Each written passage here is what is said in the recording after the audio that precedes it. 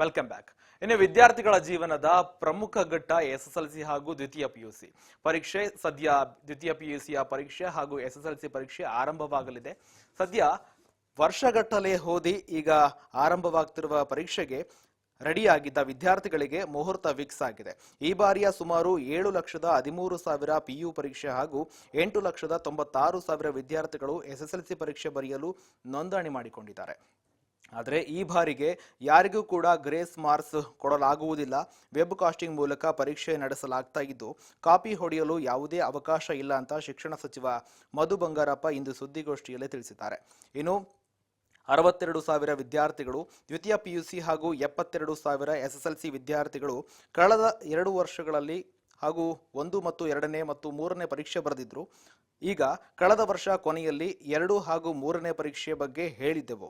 ಆದರೆ ಈ ಬಗ್ಗೆ ಎಷ್ಟು ವಿದ್ಯಾರ್ಥಿಗಳಿಗೆ ಮಾಹಿತಿ ಇರಲಿಲ್ಲ. ಈ ಬಾರಿ ಎಲ್ಲಾ ವಿದ್ಯಾರ್ಥಿಗಳಿಗೆ ಇದರ ಬಗ್ಗೆ ಮಾಹಿತಿ ಇದ್ದು ಸಾಕಷ್ಟು ಸಹಾಯವಾಣಿ ಕೂಡ ಇದೆ. ಜೊತೆಗೆ 6,61,474 ಆಗಿದ್ದರೆ ಈಗ ಪುನರಾವರ್ತಿತ 34,071 ಹಾಗೂ ಖಾಸಗಿ ವಿದ್ಯಾರ್ಥಿಗಳು 18,317 ಈ ವಿದ್ಯಾರ್ಥಿಗಳು ಪರೀಕ್ಷೆ ಬರೀತಾ ಇದ್ದಾರೆ. ಒಟ್ಟಾರೆಯಾಗಿ ರಾಜ್ಯದಾದ್ಯಂತ 5,050 ಕೇಂದ್ರಗಳಲ್ಲಿ ದ್ವಿತೀಯ ಪಿಯುಸಿ ಪರೀಕ್ಷೆ ನಡೆಯಲಿದೆ ಅಂತ ತಿಳಿಸಿದ್ರು.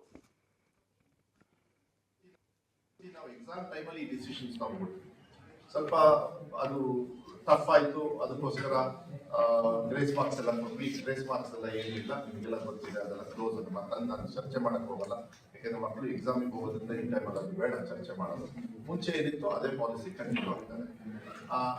ಅದೇ ಸಂದರ್ಭದಲ್ಲಿ ನಾವು ತುಂಬಾ ವರ್ಷದಿಂದ ಒಂದು ಟೆಕ್ನಿಕಲಿ ನೋಡ್ತಾ ಇದ್ದೆವು. ಒಂದು ಏನಾಗುತ್ತೆ, ಒಂದು ಮೊದಲು ಫೇಲ್ ಆದ್ರೂ ಏನೋ ಒಂದು ಕಾರಣದಿಂದ ಬಟ್ ಕೆಪಾಸಿಟಿ ಇದೆ ಅಂದ್ರೆ ಆ ಮಗು ಅವಕಾಶ ಕೊಡಬೇಕು ಅಂತೇಳಿ ಸೆಕೆಂಡ್ ಅಂಡ್ ಥರ್ಡ್ ಎಕ್ಸಾಮ್ ಮಾಡಿ ಅದನ್ನು ಕೂಡ ನೋಡಿದಾಗ ತುಂಬಾ ಖುಷಿಯಾಗಿ ಮಕ್ಕಳು ಅದನ್ನ ಉಪಯೋಗ ಮಾಡ್ಕೊಂಡು ಮಾಹಿತಿ ಕೊರತೆಯಲ್ಲಿ ಎಷ್ಟೋ ಜೊತೆ ತಗೊಂಡಿಲ್ಲ ಹೋದ್ಸತಿ. ಯಾಕೆಂದ್ರೆ ನಾವು ಲಾಸ್ಟಿಗೆ ಅದನ್ನ ಡಿಸೈಡ್ ಮಾಡಿದ್ವಿ. ಈಗ ಎಲ್ಲಾ ಮಕ್ಕಳಿಗೂ ಕೂಡ ಗೊತ್ತಿದೆ.